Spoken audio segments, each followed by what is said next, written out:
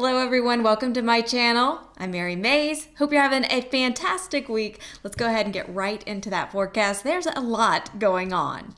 So I'm starting out with the good old-fashioned National Weather Service radar. This is kind of their little high resolution one that they offer, and it's just nice to take a look at what's going on. Now, this doesn't show the difference between rain and snow really, but you can kind of get the gist. There's our nor'easter that's exiting. We've got some snow up here in the northern plains. You got some rain in Florida, and then you got this whole mess of an atmospheric river event pushing out of California. But this is actually going to be our next big storm, and this has been a pattern we've seen a lot this year. So what's happening is you get these atmospheric rivers coming in to the west coast, producing a lot of much needed rain and snow, but then that storm, that energy keeps pushing east across the US, and you get snow up north, severe weather in the south, and that's going to happen again as we head into tomorrow and Friday. So let's take a closer look at our map of alerts. So you got some flood warnings and watches out west in California into Nevada. You've got a whole bunch of winter weather advisories and winter storm warnings, stretching from Idaho into Montana, down into Colorado, Utah. And then you got the winter storm watches in effect from Nebraska up into the upper Midwest. Still got that cold air in the south, but that's on the way out. So there's a lot going on. What we also want to talk about is this severe weather threat that's going to be developing. So let's watch and see what happens kind of as these storms push out and really start to develop. The nor'easter is saying goodbye. That's not a big issue for us. However, look at this. This is our atmospheric river. That energy, as it continues to move to the east, you get the northerly component that's cold and producing quite a bit of snow. And then on the south end of that, you get the thunderstorms as that system starts to develop. You're going to have a surface low. You're going to have a lot going on with this. And that frontal boundary, too, that's going to produce severe thunderstorms for the south. But on our northern tier, we're going to be looking at some heavy snow. It's not unusual to see severe thunderstorms this time of year. Really, as we go into the rest of March, into April, especially May, you really start to see that severe weather threat ramp up. But this year, we've had a really active winter severe season, especially for the Arklatex region. I think Texas is probably really, really sick of this.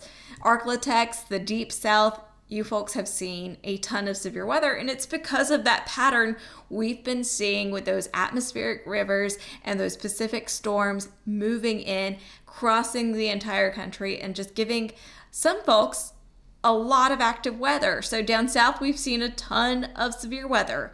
We've seen a ton of snow in the Midwest, but we haven't seen as many nor'easters as you would typically see. We finally had our first one of the season in the Northeast over the last couple of days, and that produced a ton of snow. But the big cities along the coast, like Boston and New York and Philly, really haven't seen as much snow this year as they typically would. Kind of a snow drought in those areas. Now, the interior Northeast has seen it's plenty of heavy snow, especially Buffalo, which had a couple of pretty impressive lake effect snow events. But I'm going to stop rambling and talk about the risk of severe storm. So we are under an enhanced risk for Dallas and the Fort Worth metros. Slight risk all the way down into the hill country, guys. We got San Antonio, Austin included in this.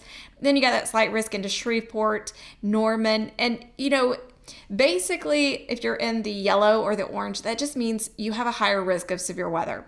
Now, if you're in that darker green, you're under a marginal risk. You could still see some thunderstorms that turn severe. And even in the general thunderstorm category, you could still see a storm that turns severe. There are times when you have severe thunderstorms outside of the risk area, but those risk areas are there to pinpoint who has the greatest chance for seeing severe weather. And in this case, tornadoes are in play, possibly. We could see a few tornadoes tomorrow. We could see damaging winds, and we can see hail. The 10% here in brown includes Dallas. It includes southeast Oklahoma. It includes Shreveport and that very western edge of Arkansas. That means if within 25 miles an hour, 25 miles of you, not 25 miles an hour, but within 25 miles of you, you have a 10% chance of seeing a tornado. It's possible. And you could see a strong one or two, but mainly we're just going to be on the lookout for a few spin-ups. Damaging winds. You've got a 30% chance in the Dallas, metro area of seeing damaging winds within 25 miles of your home. And then we have a large hail threat with this as well. And you can see this is where things get interesting because you actually have a hatched area. And when you see those little hatch marks, which you've got, around Dallas up through almost into the Fort Sill area, in south central Oklahoma, basically what that means is you could see, some golf balls. You could see some severe hail. And hailstorms in Texas are no joke. I have seen cars just destroyed by hail. I lived in Texas for a couple of years, so I have lots of friends out there. It's a big issue. So you could get some pretty impressive hailstorms there. Oklahoma into Texas, and even into central Texas, you still got that threat down into the Waco area, down into the hill country, into San Antonio. So if you're trying to go out on the river walk tomorrow, good luck. San Antonio, one of my favorite cities. So then you see that severe weather threat kind of push to the Gulf Coast by Friday, and that includes New Orleans, Mobile. By that point, it's mainly going to be around the coast where it's warmer and more humid, but we're going to be keeping an eye on that. Really, tomorrow is going to bring that biggest threat for severe thunderstorms. So let's talk about the timing, and this is 9 a.m. tomorrow. You will likely see a little bit of convection before noon, but most of the action happens around starting around 2 o'clock. You get this little first line, and then you get that second line starting up in Oklahoma. So you get some storms east Texas a little earlier, but I think the strongest line starts to develop in the afternoon and evening there, stretching from Texas into Oklahoma into Arkansas. And notice these are some pretty, intense storms at times. They're happening at night. This is 11 o'clock. So just a heads up, for a lot of folks, this is going to be an overnight threat for you. And that includes down into, the hill country. It's 2 a.m. there. And this is Central Time, so just a heads up. And you see these storms, going into the Houston area. Friday morning is going to be a nasty commute in, Houston into Shreveport. So that's what we're looking at for this. And, to kind of get a better look at this a little further on into the future, I do have to switch models here, but you can see these storms really going along, the Gulf Coast is where you're going to have that severe weather threat. So tomorrow and Friday, be alert, especially tomorrow. Texas, Arklatex, Oklahoma, Louisiana, please. You've been through this so many times this winter season, and we're approaching the equinox. It's technically meteorological spring, but we're getting into that time of year where, your severe weather threat starts to ramp up. And you really haven't had a break this winter. So just keep on staying alert and good luck. And I'll be thinking about you. So let's talk real quick about the cold side of this system. And this is going to be a pretty good snow producer. But a lot of the major cities in the Midwest are kind of left out of this. It's really going to be kind of the North Woods area and the UP of Michigan that see the most action. So a quick look at those severe snow totals. That's not what I wanted to say, but a quick look at the snow totals.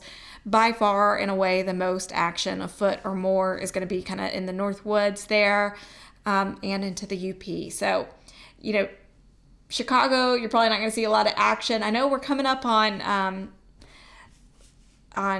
St. Patrick's Day, which is a big deal in Chicago. They turn everything green. It's pretty cool.